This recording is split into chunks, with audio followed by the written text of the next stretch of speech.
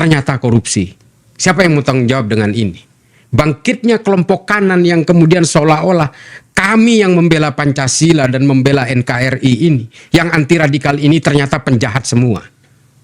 Siapa yang mau tanggung jawab? Jokowi mau tanggung jawab? Saya terpukul, Puang. Saya bahkan siap untuk menangis nih sebenarnya. Saya sangat terpukul dengan tudingan publik seolah-olah seorang Pancasilais anti radikal yang betul-betul kami ini ingin menjaga kemajemukan di negara ini, ternyata seorang koruptor. Hari ini narasi itu yang dikembangkan oleh basar-basar yang entah digerakkan oleh siapa. Puang, ini mohon maaf saya tambahkan. Orang-orang yang ikut berpesta dengan pentersangkaan Gus Yakut ini, kalau kita mau tahu, adalah orang-orang yang selama ini oleh negara berusaha dilawan habis-habisan. Adalah kelompok-kelompok ekstrim kanan. Hari ini juga ikut menyemarakkan di media sosial dan menggelembungkan isu ini. Yang kedua adalah penumpang-penumpang gelap di NU juga ikut serta. Orang-orang yang ingin menjadikan NU sebagai kendaraan politik di 2029. Itu juga ikut serta di situ. Kalau kita profiling semua, orang-orang PKB yang anti kepada Gus Yahya juga ikut serta mempersekusi Gus Yakut di sini. Ini manusia-manusia apa sih? Ya, oke, Gus Islah,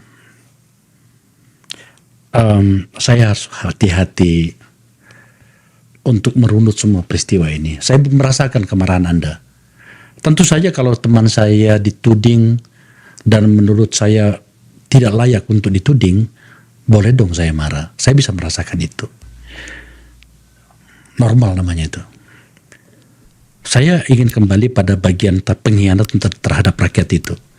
Jelek-jelek begini saya pernah jadi anggota DPR 10 tahun.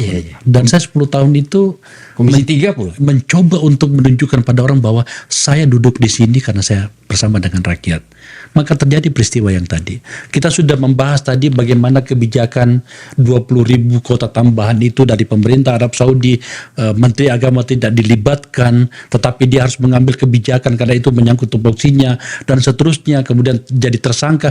Dia yang tersangka, orang-orang yang tidak, yang sebenarnya terlibat tapi tidak jadi tersangka meskipun sudah dicekal. Tapi kemudian ada peristiwa di DPR dulu. Anda tadi menyebutkan kata mensrea.